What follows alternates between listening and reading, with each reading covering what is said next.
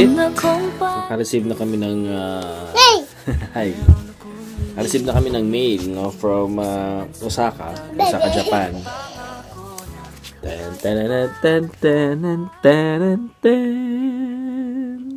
Ito na ang aming chance, no, na ma-practice ang aming right as a Filipino. Ito na yung aming special ballot. Galing sa Philippine Consulate General. Makaboto na kami. Kahit wala kami sa Tokyo, pwede kami makaboto. Nakalagay naman sa website ng Philippine Consulate dito sa Osaka na merong possibility na makaboto, no, kahit na wala kami sa Tokyo. So hindi namin kailangan pumunta ng Tokyo sa embassy dahil merong ganitong sistema dito sa Osaka. So, okay, let's vote!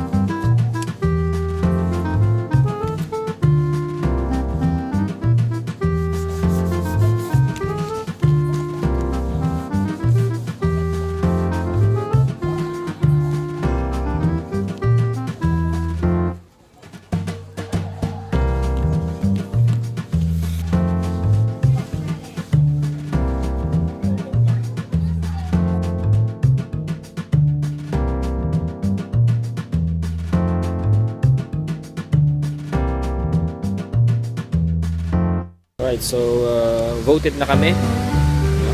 Sulat na namin yung na-seal na namin lahat. And ipadala na namin sa post office.